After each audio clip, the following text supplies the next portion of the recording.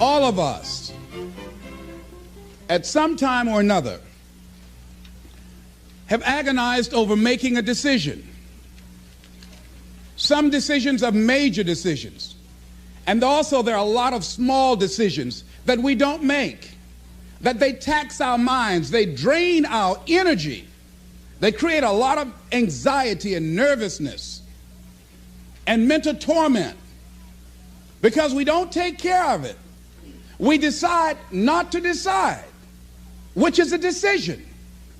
Deciding to decide, to act, is a major, major challenge for all of us at different points in different areas of our lives.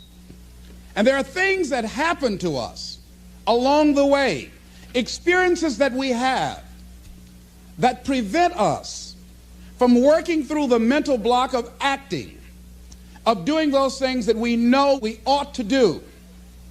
And so what I want you to think about is, what is there that you know you need to do, that you want to do this, but for some reason or another, you've been holding back. For some reason or another, you just have not been able to gather your nerves or be able to work through the procrastinating or putting it off or justifying or blaming. Some reason or another, you just haven't done it. And you know you ought to do this. You really want to do this, but you don't know why you haven't done it. Anybody know what I'm talking about? Raise your hand, please. Okay, then I've got company here this evening. I'm not talking to myself. Now, first of all, we know that this is not easy. Because in order to begin to reinvent your life, you've got to make a conscious, deliberate, determined effort. That you really have got to put all of yourself into it. It's very challenging to act, to do those things. There are times when you're looking at it and you say, I know I need to do this, but I don't feel like it. I don't want to do it. I know I need to do it, yet leave me alone. No, I don't want to do it. So what do we do? What are those things that cause us to do like that? I think that among the things that prevent us from acting is the fear of failure. And if you've already failed, you don't want to fail again. The pain of that, the disappointment, the fear of loss is another thing. Because many times when we do those things that we know we need to do, we feel that we might lose somebody that we love very much and care about. We don't want to hurt anybody. Many of us don't act because we want other people's approval. We want everybody to like us and to accept us. And that's not possible. Many of us don't do the things that we want to do and don't act because of lack of self-confidence. We don't believe enough in ourselves. I have a friend who's been working on a job where she's miserable, talented, want to go to another place that she can do what she wants to do and make the kind of money that she would like to make, and had some offers. But because of her fear and her lack of self-confidence of things might not work out, she won't take a chance on herself. So there she is, spending 8 hours a day, 5 days a week, and she's miserable. She hates to go to work. They're not paying her what she's worth. She knows it. But yet and still, she won't do that which she knows she must do, and it's wearing her out. There are a lot of people that their jobs are making them sick because they won't act. You check out the absenteeism and the people that are depressed. You see them coming to work angry. How you doing? I don't know. Just leave me alone. It's not even 9 o'clock yet. You're talking about good morning.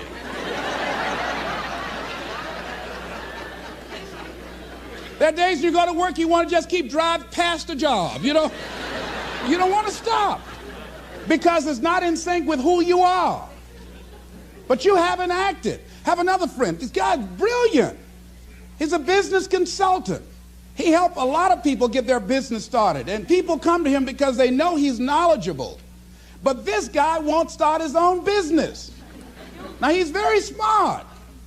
He can do it. Everybody believes in him except him. And he's so smart, he's talked himself out of it. Well, the numbers aren't right. And so there are many reasons why we don't act. There are other things, though, that affect us is that not wanting to take personal responsibility. We want somebody else to do it. And many times we pick up our inability to do certain things from people that we love, people that we admire.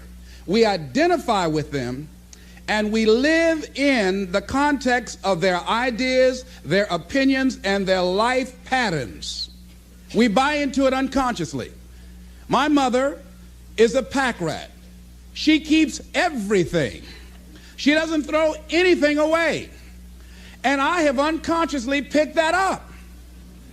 Now, my mother never said, let me show you how to keep everything, Les, and just clutter things.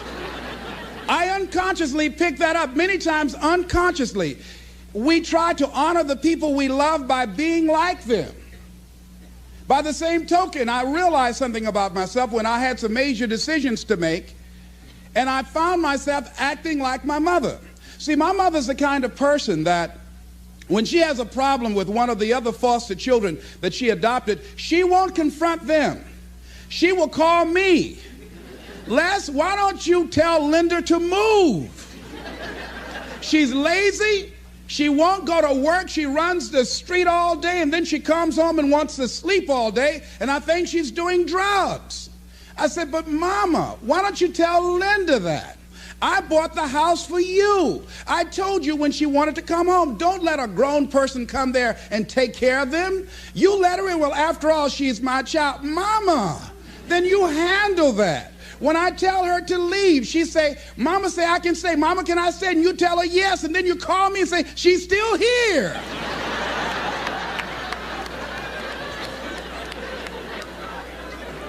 Why worry me with this?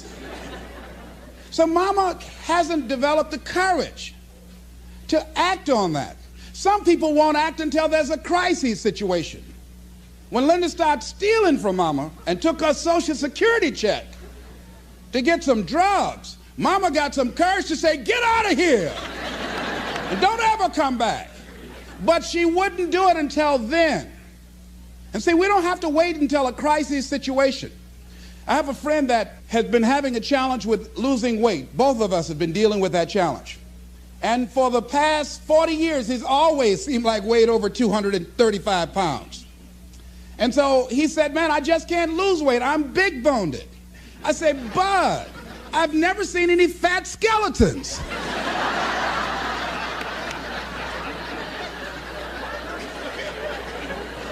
No, you need to act on your health. You can change this. You don't have to go to your grave fat. We're all digging early graves with our teeth. We don't have to do this. They need to have a support group around M&M peanuts. You want a support group on something, and throw Snickers in there too. Bud and I can tell you about the help we need with that. So what happened with Bud, though, he became ill a few weeks ago. See, Bud in the last few weeks has lost more weight than he's ever lost, even when we were competing with each other, betting a lot of money. But what happened was, Bud became diabetic. He went into an insulin shock. He didn't know that he was diabetic. His blood sugar became high. And the doctor said to him, you are diabetic.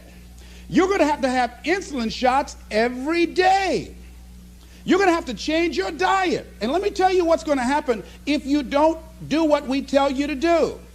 Number one, there's a possibility that you can become an amputee. Number two, you can go blind. Three, you can become impotent. Bud, say, help me.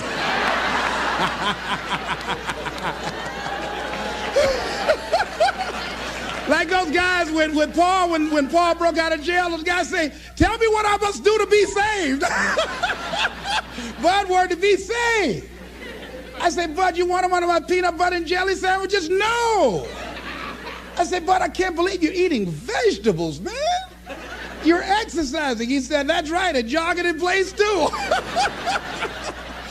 Now, he had the ability to do it before, but there's some people, it takes that kind of crisis to bring them into reality in order for them to act in their own best interest. Some people have to hit rock bottom in order to rise. I don't know why. You want to begin to look out on your life and what you want for you. And I think that when we begin to focus in the area of what does it take for us to act, I think we can say events can inspire us to act, like that particular event in his life. Circumstances. A friend of mine, he wanted to do something and he just did not have the motivation and the drive and the confidence within himself. But his circumstances changed overnight through an acquisition of the company that he worked for. He lost his job. Through the inspiration of desperation, he had to act. See, life also are things that can inspire us to act. See, if we don't have the courage, and that's what it takes, courage. It takes guts to do that which you know you need to do. If you don't have the courage to act, life many times will move on you and make you act. Life will whoop your butt so bad. You will be so miserable, you will catch so much hell, you say, yes, I will do it. What do you want me to do? Take me. A friend of mine said, I can't stop smoking. I can't stop smoking. Doctor said, Sam Axelrod, you have emphysema. Sam never picked up another cigarette and said, look at those stupid people smoking. Sam, you did it for 35 years. How can you talk about people? Well, I was different. I'm trying to help them. They don't have to do the same thing I did. But be compassionate, Sam. Isn't it interesting how quickly we forget? So I'm saying that look at something in your life. It might be just writing a letter to somebody to say thank you. It might be just to apologize to somebody. I had a confrontation in the Penobscot building with the security guard there. He responded to me what I perceived as a negative way, and he and I engaged in an argument. I did not like the way I handled that. I avoided going through the front door for a long time because I didn't want to face him. Finally, I decided to act, and I went up to him and said, I want to apologize to you for the way in which I handled this argument we had the other day. I was wrong. I hope you accept my apology. He said, I do. And I said, thank you very much. I felt relieved. Now, when you decide to act, it's not always going to be like that. A friend of mine did some work for me. It was below par, to say the least. I knew that this guy was capable of doing better work. I knew that he also had a fragile ego.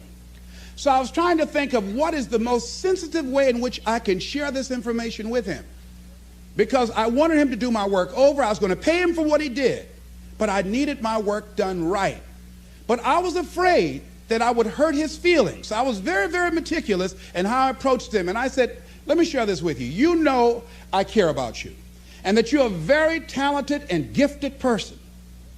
And you and I both know that what you have given me is not a true reflection of your talents and abilities. And I'm saying, let's go back in the studio and do this again. And he said to me, I'm going to forget you ever said that.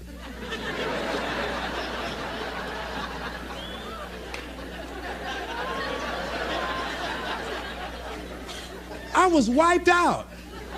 He never spoke to me again. Now, when you decide to act, you're going to have some people like that. We're no longer friends. I lost sleep over that, ladies and gentlemen. I said, I can't believe that. I remember sitting up one night looking at the phone. I said, I got to call him. He said, no. Then I said, no, forget that. I called, man, look here, we've been knowing each other too long to allow this to come between us. He said, don't call me anymore, and hung up. And then I wanted to think about what can I do to make it up to him, and then something came to me, Les, what do you have to prove? See, many things we don't do is because of the fact we want people to like us. There's some necessary losses in life. When you decide acting in your best interest, you're going to lose some friends. Everybody's not going to approve of you. There's some people that won't like you. Who do you think you are? You're arrogant. What do you think you can do? You think you can get away with that? You're selfish. Thanks, I got that. It's my life. And so what I'm saying to you is that as you begin to look out on your life, this is challenging. This is not easy, acting. So what are the things that we can begin to do to harness our will? Number one, you've got to bring it out and look at it. You got to take the power out of it. You've got to expose it to the truth. And the truth is that it has no power over you. So write down something you want to act on, but for some reason that you've been holding back, and look at it. The next thing is, ask yourself the question, is it helping you to continue to put it off?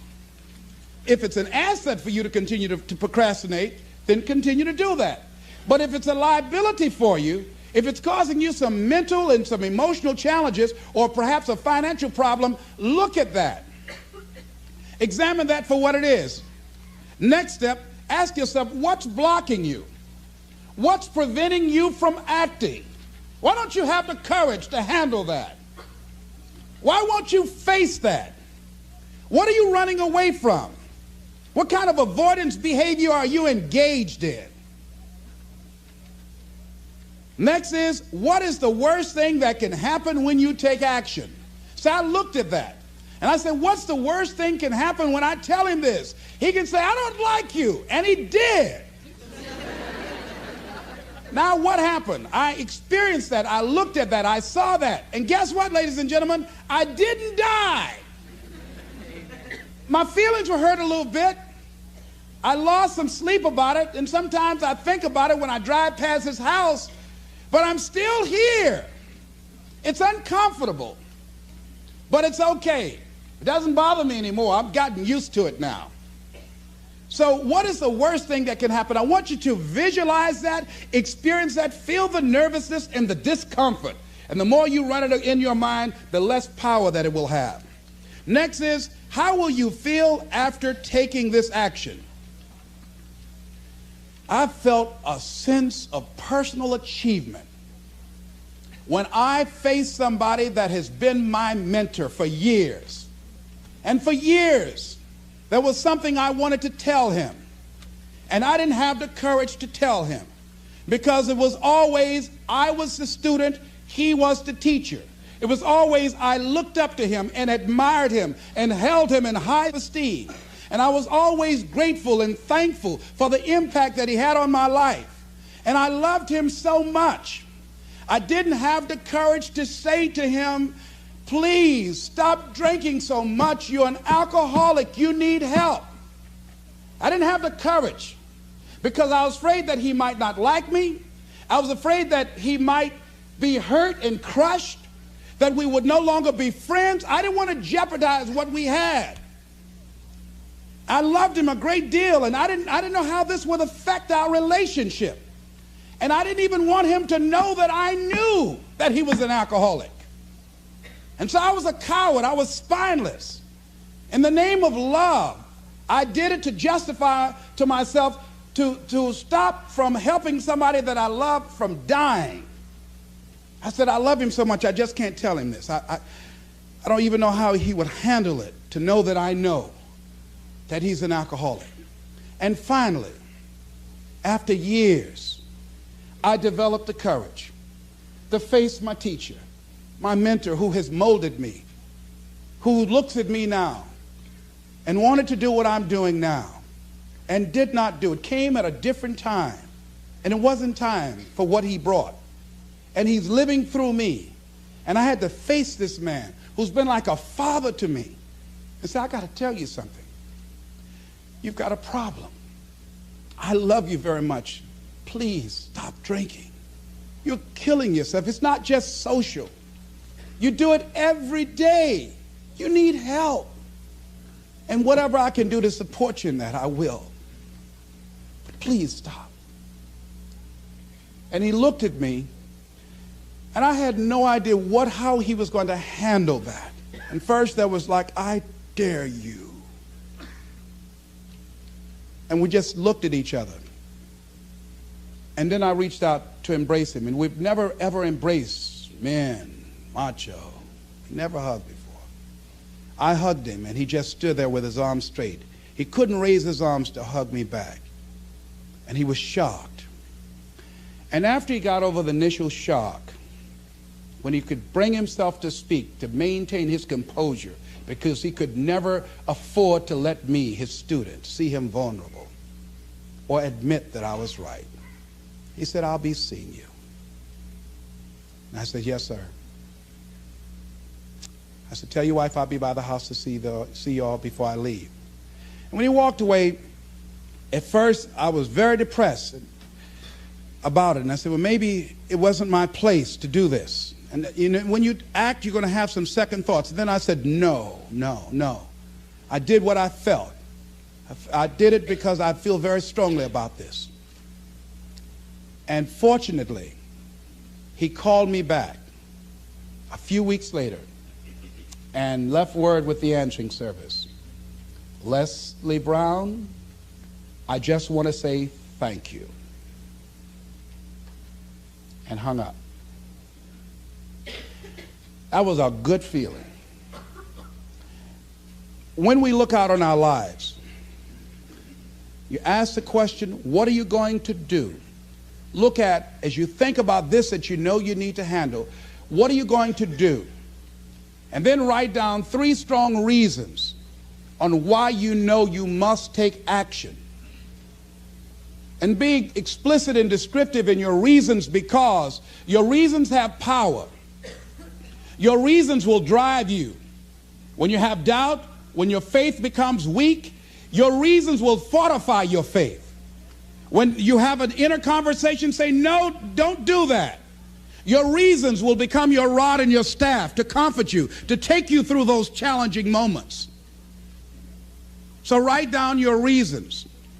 And what you will find, that when you decide to act, when you decide to take life on, and let me warn you, it can be painful, it will be uncomfortable, and that's where the growth is.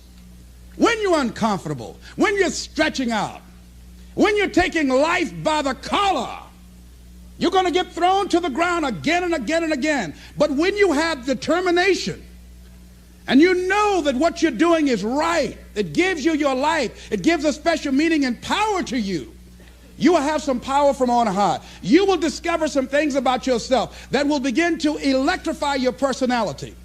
You'll begin to discover some things about you that you don't know you've got when you put yourself in that type of challenging situation. Repeat after me, please. I can go into action, on anything in my life. Nothing is stopping me but me. No challenge in my life has any power over me. Here's something that Howard Thurman wrote on the decision to act. He said, it's a wondrous thing that a decision to act releases energy in the personality. For days on end, a person may drift along without much energy, having no particular sense of direction and having no will to change. Then something happens to alter the pattern. It may be something very simple and inconsequential in itself, but it stabs awake, it alarms, it disturbs. In a flash, one gets a vivid picture of oneself, and it passes. The result is decision, sharp, definitive decision. In the wake of the decision, yes, even as a part of the decision itself, energy is released. The act of decision sweeps all before it, and the life of the individual may be changed forever. When you decide to make decisions, to act, you begin to access power within you that will increase your self-esteem, that will increase and enhance your personal power, that puts you in charge of life. And life has a whole new meaning for you. There's a sense of personal freedom. Doesn't mean you're not going to have any struggles. Doesn't mean that you're not going to have any challenges. Doesn't mean that you're not going to suffer any defeats. No, it doesn't mean that. But what it does mean, that you're putting yourself in the position to grow. You're putting yourself in line with your higher calling and your higher self. And that's what life is about.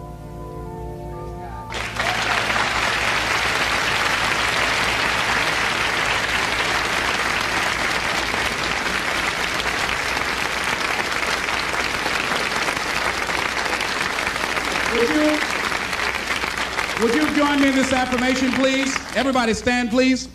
I'm standing up to life. And the challenges in my life. I'm going to use all of me. All of my courage, my faith, determination, and any help and support that I can give anyone to realize their greatness. Together we can. Shake somebody's hand on your right and left and say, you got what it takes.